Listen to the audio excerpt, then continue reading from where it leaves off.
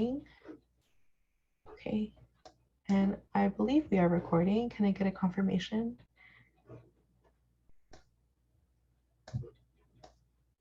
Great. All right, I'm going to pass this over to Pong. Hi there. Yes, so the presentations and the content provided today will be sent to folks afterwards along with other resources.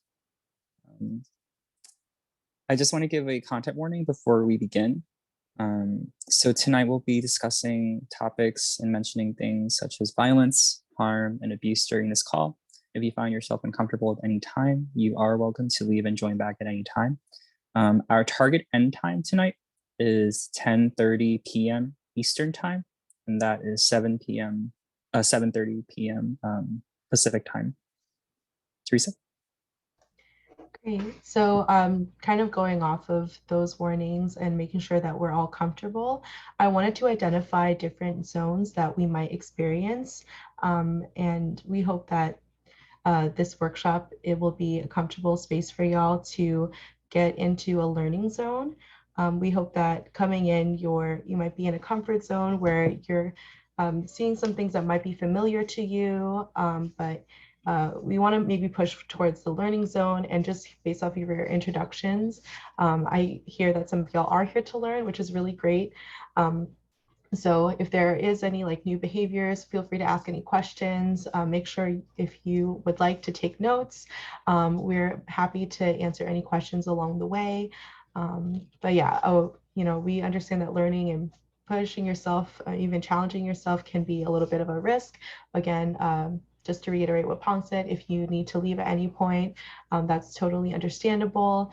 And then we hope that we don't touch upon your alarm zone, where you kind of feel like you're getting nervous or you're hearing things that you don't really have the capacity for right now. So yeah, just to identify those different zones, and that this is a graph that was adapted from Training for a Change. Yeah, we hope that this will be a good learning opportunity for all of you.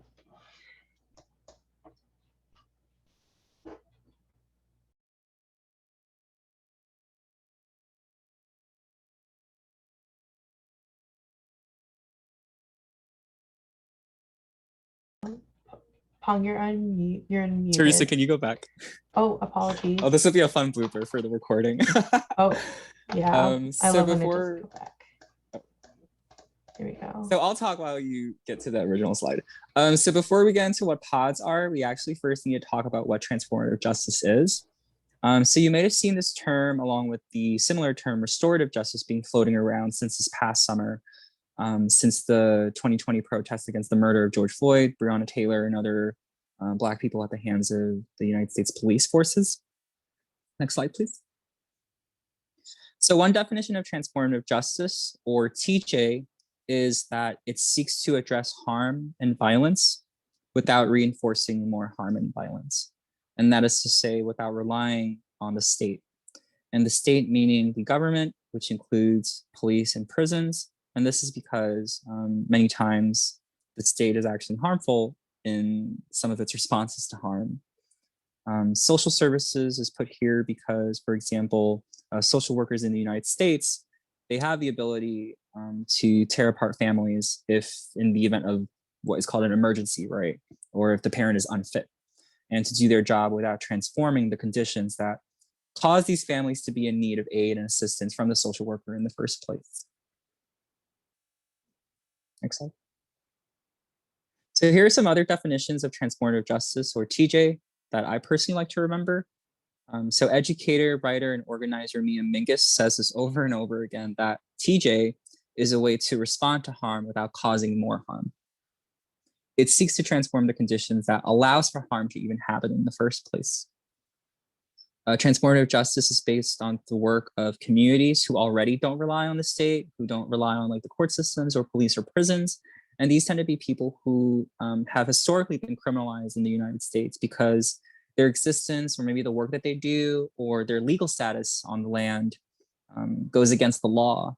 And because of that, they're targeted by police, they're targeted by prisons. And in the case of refugees and undocumented people, they're at the risk of deportations.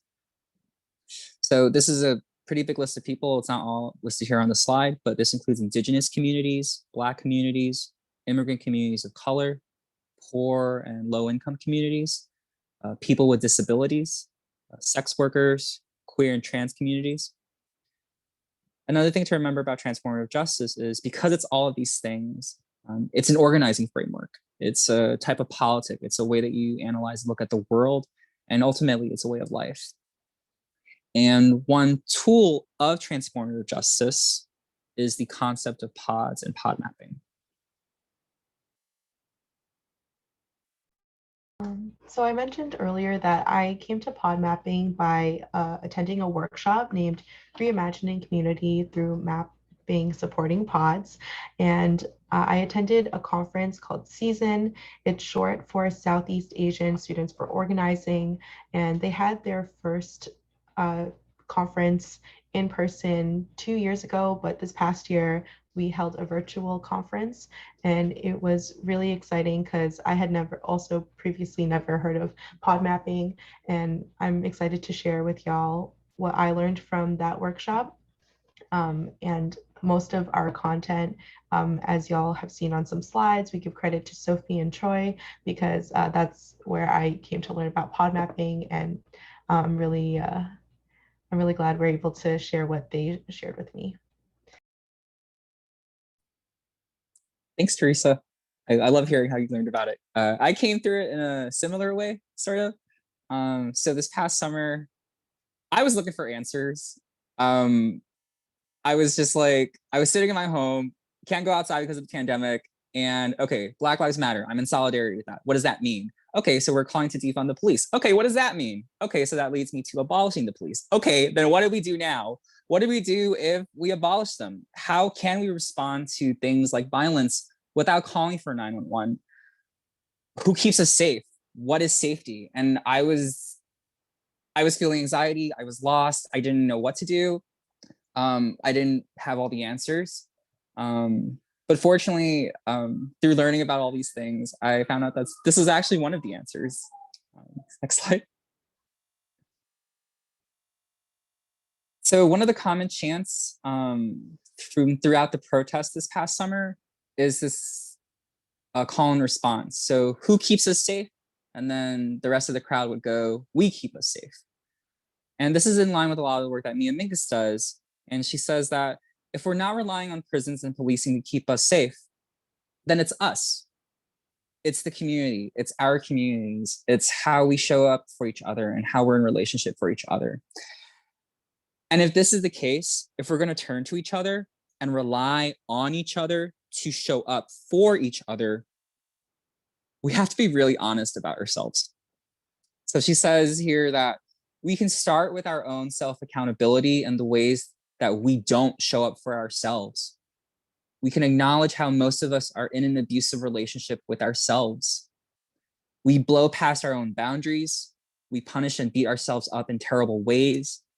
We can start with the ways that we treat and talk to ourselves, ways that we could clearly recognize as abuse if it were being done to another person. After all, our abusive relationship with ourselves lays the groundwork for an abusive world. So there's similarity here with emergency airline instructions, right? So secure your own oxygen mask or life vest before helping others. If we're going to look to each other for safety, it means we have to be accountable to each other. And before doing that, we have to make sure that we know what that looks like. What does a healthy relationship look like? What does self-accountability look like?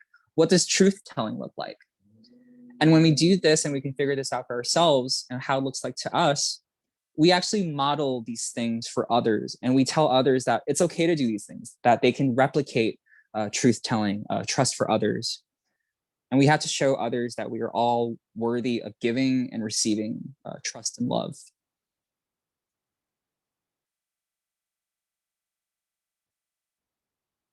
So now we're going to explain a little bit about what pod and pod mapping is. And before that, we actually need to be really, really clear about what we say what we mean when we say community. So community is thrown out a lot, right? When we're in need, we're looking for help, when we're looking to have fun, to enjoy life with others, right? to turn to.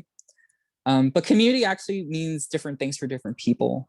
And the Bay Area Transformative Justice Collective, which Mingus is part of, they found that it's often this overarching generalized term that we don't really think about critically.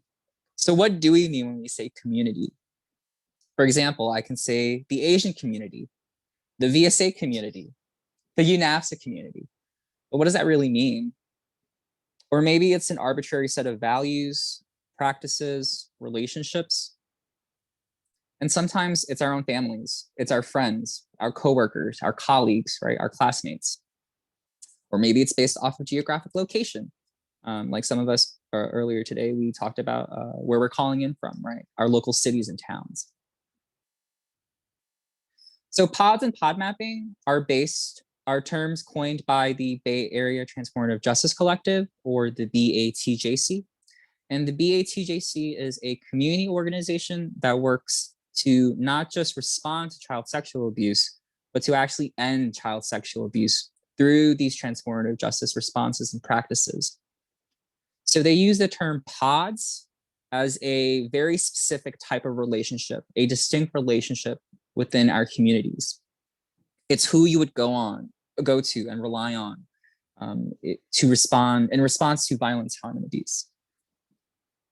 And it could be other things too.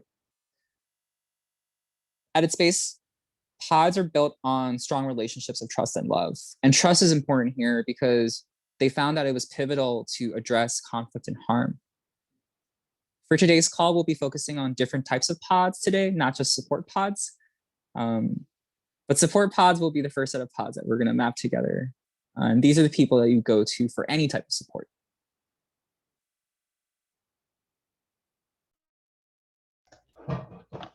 So I did want to emphasize that centering ourselves is the first step in pod mapping.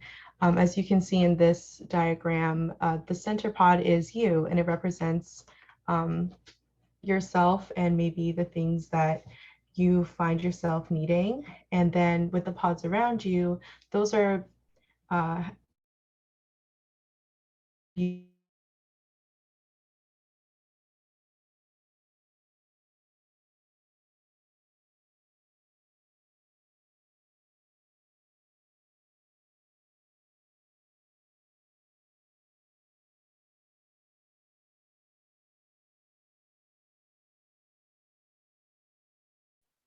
Hey all, so it looks like the recording and Theresa's frozen. I'm gonna let her know. Please bear with us momentarily.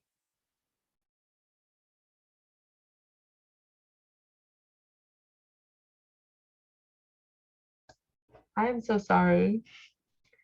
Can everyone hear me? Oop. Okay, Yes. so sorry about that. We're gonna edit this part out. We're gonna edit this part out of the recording. It looks like the recording's still going on. So let's see if I lost my train of thought. Well, yeah, another question you can ask yourself is like, what can support and safety look like for you? Like I said, it look like reaching out to people, or it can be maybe spending more time with yourself and reflecting. But again, at the end of the day, really want to emphasize that you are the center of this pod map, and you need to ask yourself and what you need in order to communicate with others or communicate with yourself, how you can get help. And we have another diagram for you to follow as well. Here's an example support pod. Again, you're in the center, and some of these names can be your closer friends or people you can reach out to. You can see these lines are solid, and that may represent those you can maybe definitely reach out to, or maybe you can rely on them for multiple things. And maybe the people who are further out and on these dotted lines, you can reach out to them sometimes, but they might not have the capacity to help you all the time.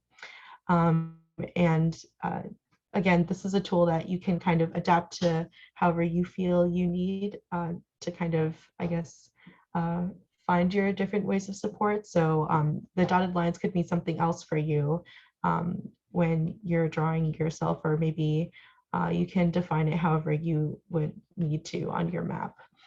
And you can see farther out, there is local violence shelter, queer and trans API organizations. And that's another perfectly good example of where you can go to if you need help. If maybe you're more comfortable talking to someone that you don't know when you're in crisis, it makes total sense. And like you can also reach out to local organizations or even a like larger hotline or just an outside person that you might not know in your everyday life. But that's also another possible support pod.